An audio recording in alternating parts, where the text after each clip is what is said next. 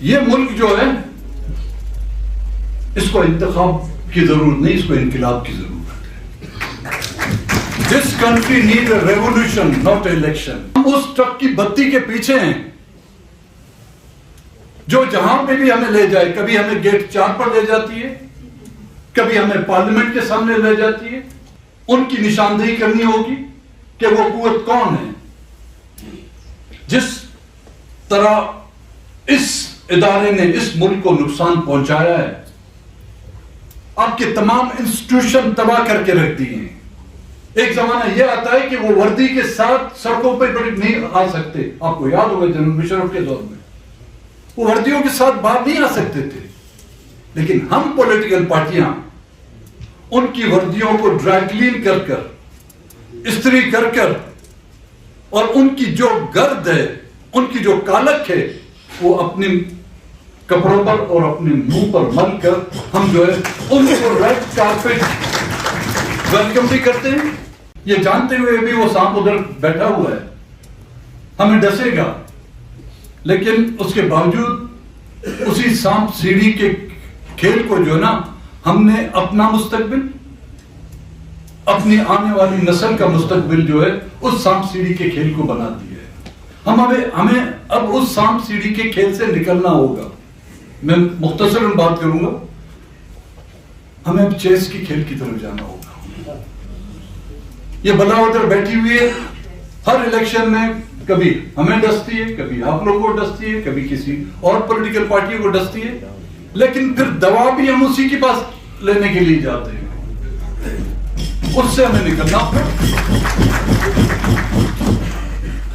یہ ملک جو ہے اس کو انتخاب کی ضرورت نہیں، اس کو انقلاب کی ضرورت ہے. This country needs a revolution, not election. اور بغیر ہم سمجھتے ہیں کہ انتخابی مراحل میں شاید میری باتیں آپ کچھ دوستوں کو ناگوار گزر، لیکن ہمیں حقیقت کا مظاہرہ کرنا ہوگا. ہم اس ٹرک کی بتی کے پیچھے ہیں جو جہاں پہ بھی ہمیں لے جائے. کبھی ہمیں گیٹ 4 پر لے جاتی ہے، کبھی ہمیں پارلیمنٹ کے سامنے لے جاتی ہے.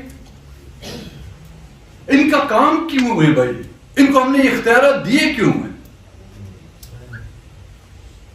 یا تو اس دن میرے ساتھ دوست بیٹھے ہوئے تو یا تمام پارلیمنٹیرین، تمام پولیٹیکل پارٹی ایک فیصلہ کر لیں. جو برما میں طرز حکومت ہے، 50% جو ہے ان کا حصہ ہے، وہ آئین میں لکھا ہوا ہے، وہ دے دیں ان کو. وہ جانے ان کا 50% نہیں، وہ اپنا 50% بھی لیتے ہیں، ہمارا بھی 50% لیتے ہیں، اور وہ اس کے لینے کے بعد ہم پہ احسان بھی کرتے ہیں. ہمیں اعلاناً ان کی نشاندہی کرنی ہوگی کہ وہ قوت کون ہے. جس طرح اس ادارے نے اس ملک کو نقصان پہنچایا ہے، آپ کے تمام انسٹیٹیوشن تباہ کر کے رکھ دیے ہیں. تعلیمی اداروں میں دیکھیں مول اسٹوڈنٹس یونین، ان کی وجہ سے آج دن تک اسٹوڈنٹس یونینز پر پابندی ہے. عدلیہ میں ان کی مداخلت ہے. پارلیمنٹس وہ سمجھتے ہیں وہ ان کی گھر کی، معذرت کے ساتھ خواتین حضرات بیٹھی ہوئی، یا پارلیمنٹ جو ان کی گھر کی لوڈی بنی ہوئی. کیا ہم ان ممالک سے ہم کمتر ہیں؟ کیا ہم میں بھی ریولوشن یا انقلاب کا کوئی جذبہ اپنے آپ میں پیدا نہیں کر سکتے؟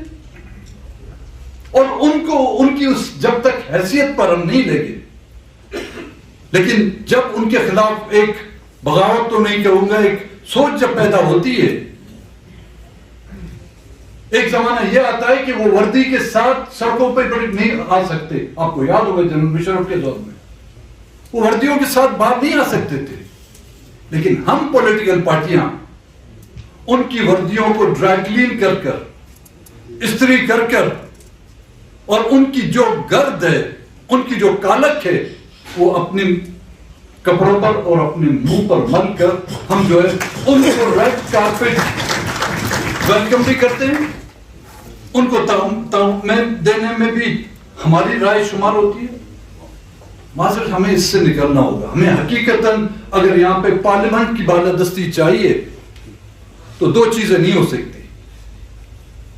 پارلیمنٹ ہوگا, سپریمیسی پارلیمنٹ کی ہوگی, طاقت کا سرچشمہ عوام ہوگی, وہ نہیں ہوگی. اور حقیقتاً آج دن تک یہ ہم کہیں کہ طاقت کا سرچشمہ عوام ہے, وہ چشمہ صرف میرے اور خان صاحب کی آنکھوں پر ہے, عوام کے ہاتھوں میں نہیں ہے. معذرت کے ساتھ زیادہ وقت لیا میں نے بولا, لیکن ہمیں اس انقلاب کی طرف جانا ہوگا, پھر جا کے یہ ملک جو ہے اپنی ڈگر پر آئے گا. بڑی مہربانی. تیرا واسطہ مردوں سے پڑھا ہے, مردوں سے نہیں پڑھا بابا.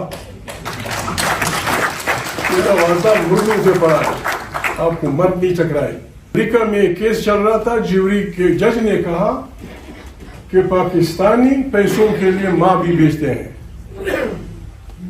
ابھی ہم جو کام یہاں شروع ہے اس الیکشن میں جو کچھ ہوا, اصل میں ہم بیوقوفی میں وہ بات ثابت کرنا چاہتے ہیں جو امریکن کہتے ہیں. بعض لوگوں کا خیال ہے کہ پارلیمنٹ خریدی جا سکتی ہے, بعض لوگوں کا خیال ہے فلانا خریدی جا سکتی ہے. بابا تیرا باپ نہیں خرید سکتا, یہ غریبوں کو لاؤ, کتنے پیسے لگتے, یہ غریبوں کو کوئی نہیں خرید سکتا. ہم بکا ہمارا نہیں ہے, دس آور کنٹری, یہ ہمارا ملک ہے. لیکن اس کو اگر کوئی جرنیل خراب کرنا چاہے یا کوئی اور, ہمیں اس کے خلاف کوئی جھگڑا نہیں مانا, کوئی جھگڑا نہیں.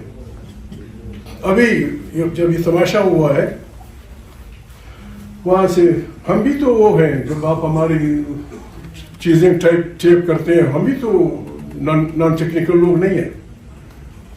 ہم بھی ایسی ٹیپیں نکالیں گے, لوگوں کی سانسیں نکل جائیں گے.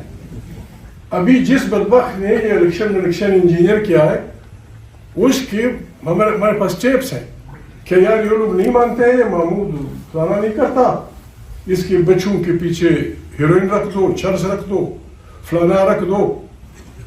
یہ آدمی یہاں بیٹھا ہوا ہے, وہ نصیب اللہ نام ہے, یہ ہمارے تاجر ہے کوئٹہ. اس سے کہا گیا کہ محمود تیرا دوست ہے, یا محمود تیرے ساتھ بیٹھا, اس کو سمجھاؤ. اس نے کہا وہ اس باپ کی بات نہیں مانتا, میں کیا سمجھاؤں. سیاسی آدمی, سیاسی کام, اس کے جتنے بینک اکاؤنٹ ہیں انہوں نے وہ کر دیے. ٹوئٹا کمپنی وہ سیل کر دی, اس کا پیٹرول پمپ ہے اس کو سیل کر دیا. ہم کچھ نہیں چاہتے, نہ کسی سے وہ چاہتے. ہم کہتے ہیں پاکستان ایک جمہوری ملک ہے.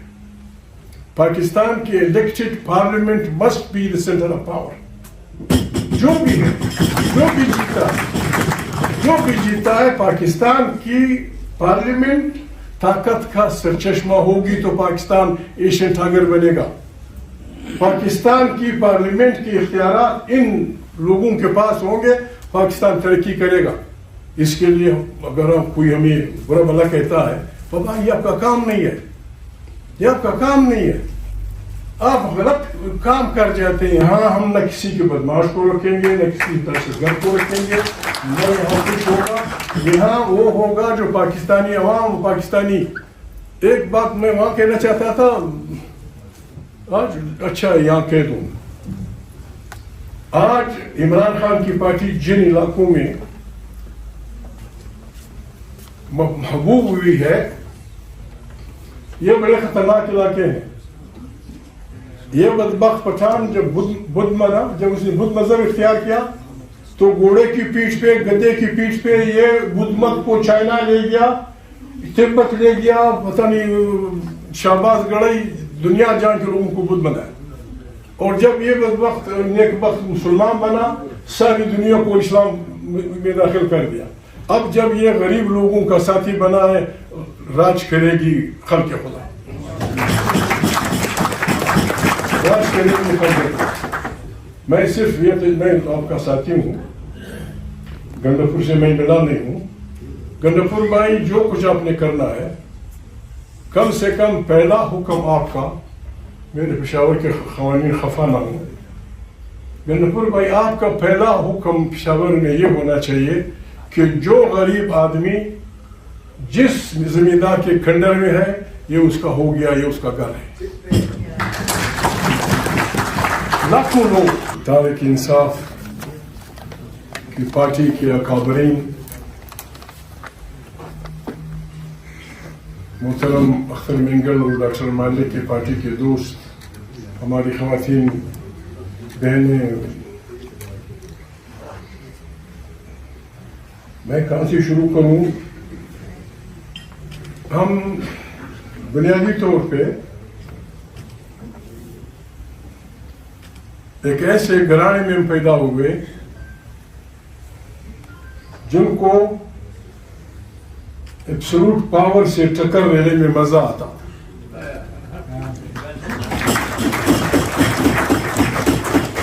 میں پاکستان سے پہلے کی بات نہیں کرتا، وہ لمبی ہو جائے گی.